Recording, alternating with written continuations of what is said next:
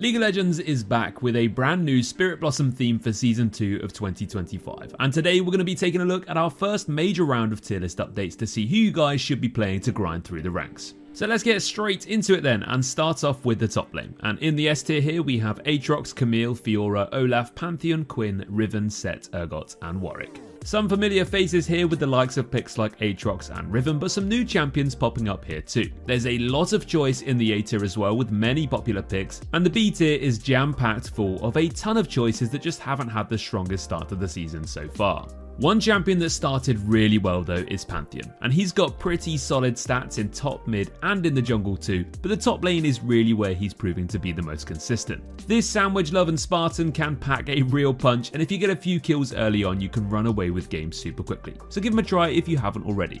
Don't forget, if you want to see Pantheon's best builds for Season 2 so far, then head to our website by clicking the link below to stay up to date, and even check out matchup specific builds that the top Pantheon players are using to make sure you're always on top.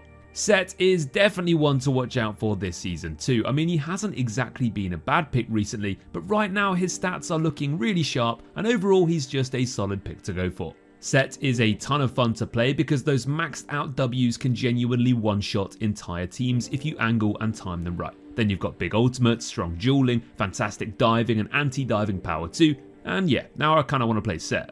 Olaf is another amazing S tier option to go for in the top lane as well, and we all know what Olaf does best, which is going absolutely full YOLO mode. Running into teams with your ultimate and ghost active, face smashing your keyboard while shouting Bromacia and chugging beers until the sun goes down. And then after the sun goes down, queuing up again and again, insta-locking Olaf and enjoying some free LP along the way. In all seriousness though, Olaf is a bit more of a matchup specific pick to main, but in those right games you can carry super hard. Into the jungle next then, and in the S tier we have Bel'Veth, Ekko, Elise, Hecarim, Jarvan, Kha'Zix, Naafiri, Nunu and Xin Zhao. Yes, Naafiri remains in the S tier for the jungle, and spoiler alert, the mid lane too, after another round of nerfs didn't really have enough impact and she's still in a great spot.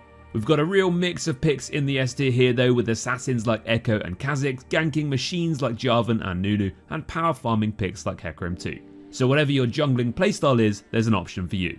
Now Ekko has been climbing slowly but surely over recent weeks, and now he's cemented himself as a solid S tier jungle pick so far as this season kicks off. He's got a pretty easy clear through to 4, and then with a few items can roll through jungle camps really quickly, but it's his scaling assassin playstyle that really allows him to pop off. With just a few items he can dash into teams, eliminate carries and then just ult back out to safety again. There's a lot you can do with this champion to really make your mark on games, and right now he is a top pick to go for. Xin Zhao is another one of those junglers you can just snowball really fast with. He's a fantastic skirmishing monster, he clears fast, he can get very strong with only a few successful early ganks, and just generally speaking he's a really tricky pick to play into. He's also very straightforward to play, so whether you're a high elo beast and want to play him for strong early jungle tempo, or whether you're a lower ranked player looking to get into jungling, you can't really go wrong. Kha'Zix on the other hand hasn't really had the strongest year so far. Now he's always been one of those picks you can count on to 1v9 with in recent seasons, but this year he has been a bit overshadowed by the power farming picks that have just outperformed him. He has actually been a bit underrated though recently, especially after the buffs a few patches ago, and now with a little bit less durability in the game again, with tanks not being quite as dominant and assassins popping back up here and there, there's a lot of squishy picks for him to feast on again. This is the first time we've had this buggy boy in the S tier for a while, so if you've enjoyed him in the past, it's time to pick him back up again. Moving into the mid lane next, and in the S tier here we have Ahri, Anivia, Cassiopeia, Hwei, Naafiri, Talon, Vladimir, Yasuo and Zed. We saw some nerfs to Rod of Ages this patch, which has brought a few picks down a notch, but honestly hasn't really affected some champions like Ahri, as she's still one of the most played and most successful mid lane picks to go for. Cassiopeia remains as an insanely strong situational pick in the right games, and the rest of the S tier has a mix of different picks and playstyles too, with one-trick picks like Yasuo, Zed and Talon not to be forgotten about. Speaking of Zed, he really is back with a bang. Now he's by no means broken, his stats aren't breaking any records, but if you are good enough on him you can definitely make him look OP. Zed's always been one of the most contested mid lane picks, even when he's not actually that strong. His ban rate always stays sky high, and it's always been scary to play against a good one. But now that he is back in the S tier, it's even scarier than ever. Zed just packs huge burst, fantastic diving power, and really fun mobility to play around with. So play him again if you enjoy him, or be ready to play against him instead.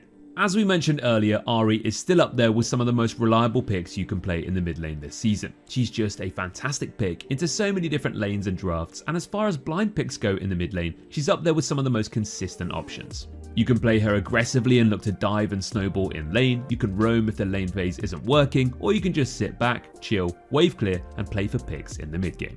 Anivia is another very consistent mid lane pick. She hasn't really changed in a very long time, but she often goes through periods where people realise just how strong she can actually be. She's got tons of wave clear and control and can be really difficult to shut down. Yes, she is slow, yes, she's relatively easy to gank early on, but once she's got enough mana, she can keep those mid lane turrets up until the end of the game, and scales up to be a bursty machine with those stun and E combos. You might not see Anivia as much as other mid lane favourites, but do not forget about her, because she is a very strong S tier mid lane pick.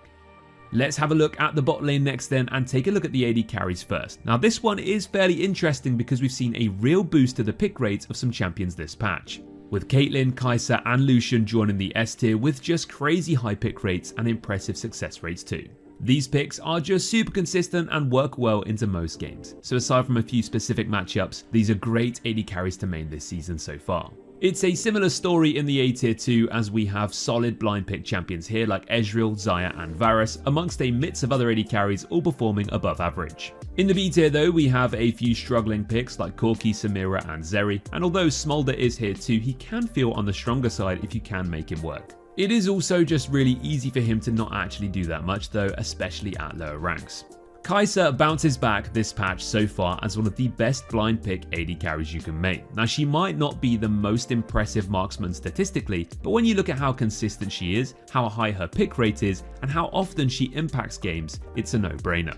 She works well with most support picks, has a bunch of really favourable matchups and not really too many tricky ones either, making her the perfect pick to go for if you want to one-trick your way through the ranks.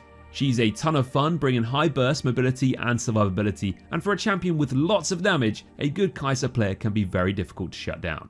Now we all know what Caitlyn is good at, which is bullying lanes and bursting down enemies without too much trouble, and right now she's doing this better than ever. She's not got any eye-watering win rate numbers or anything like that, but when you look at how often she's being played, how often she's coming out on top, and how easy she is to impact games with, it's easy to see just how strong she can be. Caitlyn is super fun to play with those bursty trap combos and headshots, and she's just super punishing to play against. So if that's your jam, give her a go. Speaking of fun AD carries to play, you can't really go wrong with Lucian.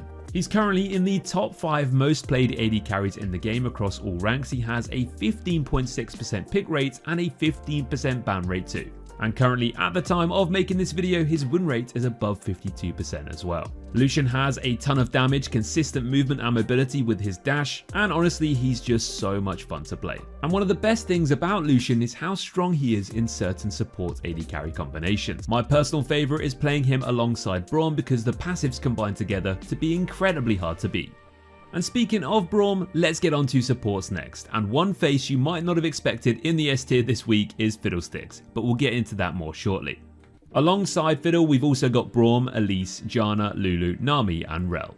Lulu still keeps her spot here despite yet another round of nerfs, and the other picks you'll have seen plenty of already. Nami and Janna have been crazy consistent all year, and Rell and Braum are two of the more reliable tanks you can play. A-tier champions like Alistar, Rakan and Leona are ones to watch out for too, as their win rates are relatively impressive and can be fantastic picks in the right games.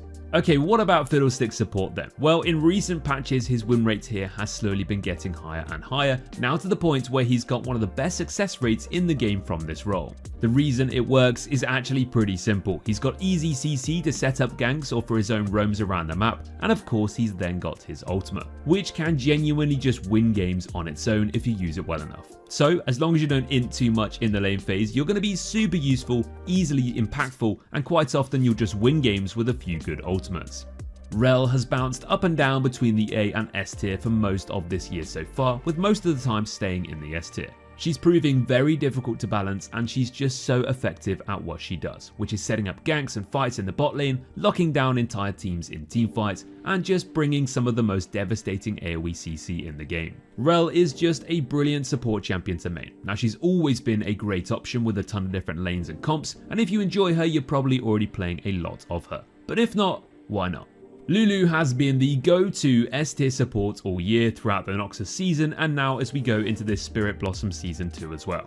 She's been nerfed quite a few times, but it just doesn't really seem to matter, because she's just one of the most impactful enchanters you can play. She can bully lane, she makes AD carries so much stronger, like turning picks like Kog'Maw from weak to a machine gun, and she just offers so much peel and protection as games go on. As well as of course bringing her Polymorph, which is simply just one of the best abilities in the game. So if you are a Lulu main, I'd probably expect yet another round of nerfs at some point soon, but for now, keep abusing it while you can. And that brings us to the end of our patch 25.9 Season 2 tier list for League of Legends. Now remember, lots can and will likely change over the next week or so as players discover what's OP and what's not. But this was our first recap of the patch so far. Click the link below to see the tier list in full for yourself over on our website, and we'll catch you all in the next video. Thanks for watching guys, and take care.